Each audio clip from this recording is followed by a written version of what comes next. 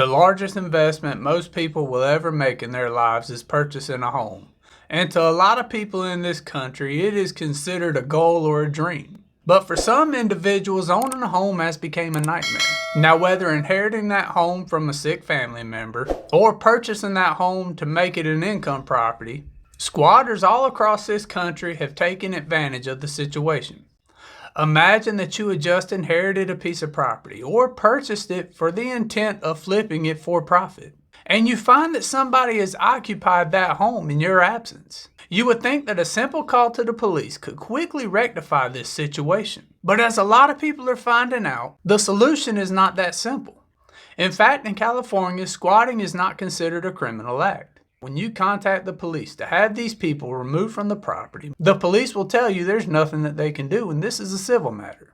And some people at that point, being slighted, may try to be vindictive and go one step further and have the utilities turned off. Well, also in the state of California, if you intentionally turn off utilities to a home where somebody is squatting in it, you could find yourself in legal trouble. Now, lucky for you, one man's living the American dream in this crap economy, and he's found a way to make money off this situation, while at the same time removing that individual from your home without the use of violence. So let's talk about it. Copyright disclaimer under Section 107 of the Copyright Act 1976. Allowance is made for fair use for purposes such as criticism, comment, news reporting, scholarship, and research. Fair use is a use permitted by copyright statute that might otherwise be infringing. Nonprofit, educational, or personal use tips the balance in favor of fair use.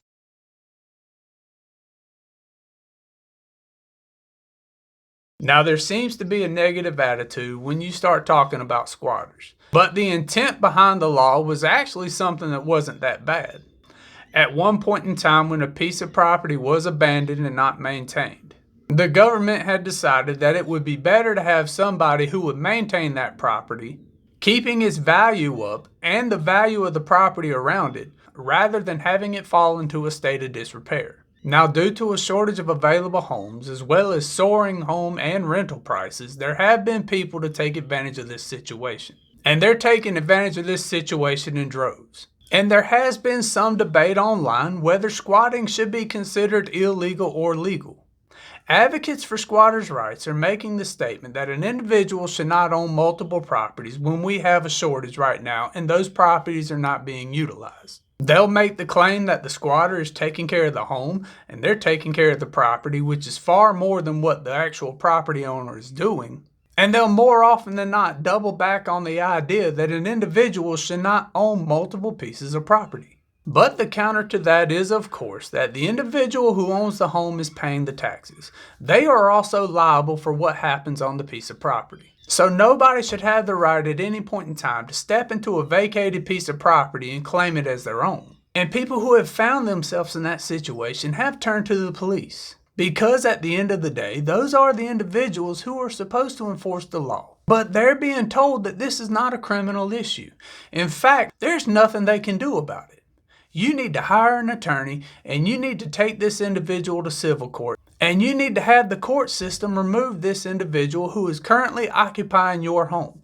So essentially what they're telling you at that point is not only have you purchased this piece of property and you are paying the taxes for this piece of property, in some situations paying for the utilities, you need to now fork out an additional $100,000 or more to hire an attorney to take this individual to court. But the bad news doesn't stop there. In fact, there have been multiple cases where an individual has tried to get a squatter evicted and hired an attorney just to find out that they lose the case in civil court.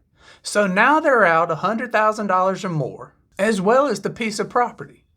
It is a situation that has left multiple homeowners all across the country frustrated and worried. But this is where former handyman and owner of squatter hunters can quickly step in. For a fee ranging between $5,000 to $20,000, Flash Shelton will go in and have that individual leave that property without the use of force. Now, according to multiple articles online, Flash got the idea to start this business after dealing with a similar situation involving his mother's home. Now, if he takes you on as a client, he will enter that piece of property with a camera and constantly start asking questions to the squatter.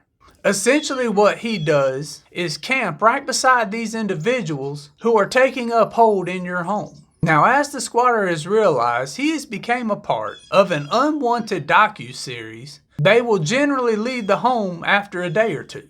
Because who wants to have their name and face splattered all over the internet for the whole world to see? Especially when you consider what they're doing is a legal issue. Now, Flash has a YouTube channel, and I'll link it down in the description below, called Outside the Box with Flash.